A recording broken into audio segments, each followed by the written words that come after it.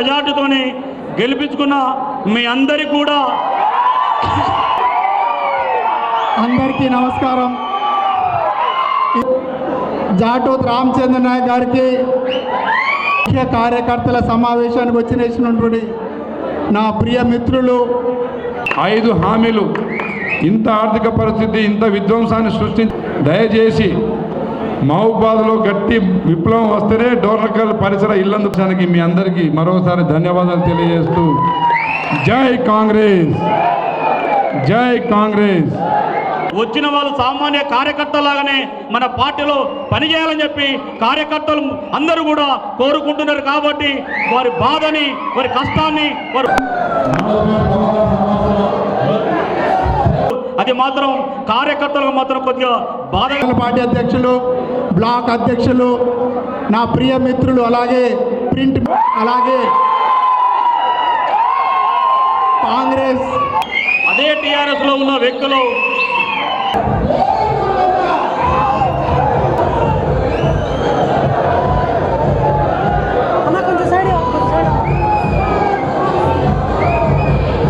గత 20 సంవత్సరాల నుంచి ఫస్ట్ ఎంపీగా అయినప్పటి నుంచి సెంట్రల్ మినిస్టర్ అయిన కాడ నుంచి మీతోనే మైపాదులోనే ఉంటున్నాను. మీ తోడుకో నీడకో మీ నీడలో ఉంటున్నాను, మీ అడుగు జాడలో ఉంటున్నాను. కాబట్టి ప్రతి ఒక్కటి కూడా ఈ పార్లమెంట్లో నాకు చేతనైనంత వరకు కాంగ్రెస్ పార్టీని జోలి పెట్టి అడిగించి మీకు తీసుకొచ్చి ఇచ్చాను.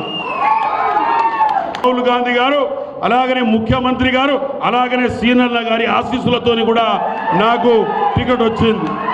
కాబట్టి ఆ టికెట్కు తప్పకుండా మీ ఆశీస్సులు పొంది మీకు జోలి పెట్టి అడుగుతున్నా. ఒక్కసారి మీరు అవకాశం మళ్ళీ ఇచ్చి చూడండి. నాకు ఈ అవకాశం ఇచ్చినట్టయితే తప్పకుండా మీ సేవలో ఉండి తప్పకుండా గవర్నమెంట్ ఆఫ్ ఇండియా నుంచి తీసుకురావాల్సినవి చాలా ఉన్నాయి. నిన్న మధ్యాహ్నం నుంచి డ్రామా చూసాం. నేను కొట్టినట్టు చేస్తాను, నువ్వు ఏడ్చినట్టు యాక్టింగ్ చేయమని కేంద్రంలో ఉండే బీజేపీ పార్టీ, మొన్నటిదాకా అధికారంలో ఉన్న బీఆర్ఎస్ పార్టీ 2 తోడు దొంగలనేది నిన్న మనకి అర్థమైంది.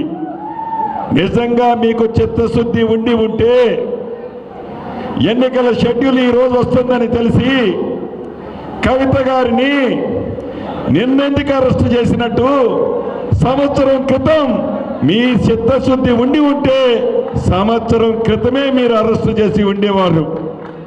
ఎన్నికల లబ్ధి కోసం, ఎన్నికల్లో లబ్ధి పొందడం కోసం, కాంగ్రెస్ మీద బురద చల్లటం కోసం, సానుభూతి సంపాదించడం కోసం, రాజకీయ డ్రామా కోసం నిన్న సాయంత్రం శ్రీమతి కవిత గారిని అరెస్ట్ చేశారు. మీ చిత్తశుద్ధి ఏమిటో ఇక్కడే కనిపిస్తుంది అనేది యావత్ తెలంగాణ బిడ్డలకు తెలుసు. మార్పు కావాలి, ఇందిరమ్మ రాజ్యం రావాలి అని గడిచిన 10 సంవత్సరాల పరిపాలన మీద విరక్తి పుట్టి మనిషి కనీసం మనసులో ఉండే బాధని కూడా చెప్పలేని ఆ ప్రభుత్వాన్ని ఇంటికి పంపించాలి అని మీరందరూ కంకణం కట్టుకొని గడిచిన సార్వత్రిక ఎన్నికల్లో ఒక మహబూబాద్ అసెంబ్లీ నియోజకవర్గమే కాకుండా, ఒక డోర్నకల్ నియోజకవర్గమే కాకుండా, ఉమ్మడి ఖమ్మం జిల్లా, ఉమ్మడి వరంగల్ జిల్లా, ఉమ్మడి నల్గొండ జిల్లా, ఉమ్మడి మహబూబాద్ జిల్లా కాకుండా తెలంగాణలోని ఆత్మ గౌరవం కోరుకునే ప్రతి ఒక్క వ్యక్తి ఇందిరమ్మ రాజ్యం కావాలి అని కసితో కష్టపడి మీ అందరి కష్ట ఫలితమే ఈనాడు మాకు ఈ పదవులు వచ్చాయి. మేము పాలకులము కాదు, సేవకులము అని గౌరవ ముఖ్యమంత్రి రేవంత్ రెడ్డి గారు మేమందరం గౌరవంగా చెప్పుకుంటాం. పదవులు ఉంటాయి, పోతాయి. మనిషిని మనిషిగా గౌరవించలేని ప్రభుత్వాన్ని, మనిషి కష్టాలు వినలేని ప్రభుత్వాన్ని, చెప్పిన మాట నిలబడని ప్రభుత్వాన్ని ఆనాడు చెంపని చల్లుమనే విధంగా కొట్టి అధికారంలో నుంచి దించింది మీరందరూ. ప్రజా పాలన కార్యక్రమం ద్వారా ప్రభుత్వాన్ని మీ ఇంటి వద్దకు పంపించి మీ మనసుల్లో గడిచిన 10 సంవత్సరాల నుంచి ఏవైతే బాధలున్నాయో, కష్టాలున్నాయో, మీ కోరికలు ఏవైతే ఉన్నాయో లిఖితపూర్వకంగా తీసుకొని వాటన్నిటినీ భద్రపరిచి యుద్ధ ప్రాతిపదిక మీద మీకు ఇచ్చిన కార్యక్రమాలని మీ ప్రభుత్వం, ఇందిరమ్మ ప్రభుత్వం ఈనాడు మీకు అందిస్తుంది.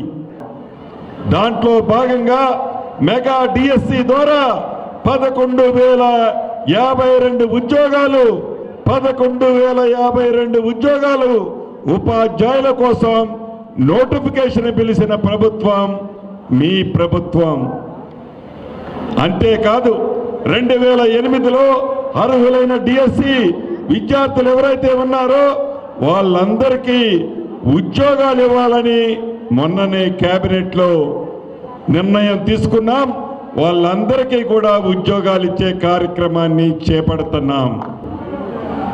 అంతకుముందు ఎలగబెట్టింది వాళ్ళు తప్పు చేసి ఈరోజు వాళ్ళ పింక్ పేపర్లలో వాళ్ళ తొత్తులతో ఆ అరాచకమంతా కాంగ్రెస్ చేసిందని పేజీల్లో వేసుకుంటున్నారు. ప్రజలకు అంతా నిజం తెలుసు. కాంగ్రెస్ పార్టీ ఇందిరమ్మ రాజ్యం అధికారంలోకి వచ్చిందే డిసెంబర్ 9న. అంతకుముందు ఎలగబెట్టింది మీరే. మీరు చేసిన పాపాలే ఈనాడు ఈ రైతన్నలకు శాపాలుగా మారాయి తప్ప కాంగ్రెస్ పార్టీ వల్ల కాదు అనేది ఒక్కసారి మీరు ఆత్మ పరిశీలన చేసుకోవాలి. ఏది ఏమైనా గడిచిన అసెంబ్లీ ఎన్నికల్లో మీ మురళీ నాయక్ గారిని ఎలా అయితే 51,000 మెజార్టీతో గెలిపించారో రేపు పార్లమెంటు ఎన్నికలు మే 14వ తారీఖున జరగబోతున్నాయి. మీ అందరికీ తెలుసు ఈ ఎన్నికల్లో శ్రీమతి ఇందిరాగాంధీ గారి మనవడు రాహుల్ గాంధీ గారిని ప్రధానమంత్రిని చేయాలి అంటే ఆ ప్రభుత్వంలో ఈ మహబాద్ పార్లమెంటు సభ్యుడు బలరాం నాయక్ గారు కూడా మీ దీవెనలతో గెలవాలి. ఆ గెలుపు కూడా ఆషామాషిగా ఉండొద్దు. మొన్న అసెంబ్లీలో మహబాద్లో 51,000 మెజార్టీ మురళన్నకి ఇచ్చారు. అదంతా మీ కష్ట ఫలితం. రాత్రనక పగలనక కసితో మీరందరూ కష్టపడి 51,000 మెజార్టీతో మురళన్నను గెలిపించారు. అదే పద్ధతిలో రేపు పార్లమెంటు ఎన్నికల్లో బలరాం నాయక్ అన్నని ఈ మహబాద్ అసెంబ్లీ నుంచి 75,000 మెజార్టీ ఇవ్వాల్సిన అవసరం మీకుంది. కానీ విని ఎరగని మెజార్టీతో రేపు పార్లమెంటుకి బలరాం అన్నని మనందరం కలిసి పంపించాలి.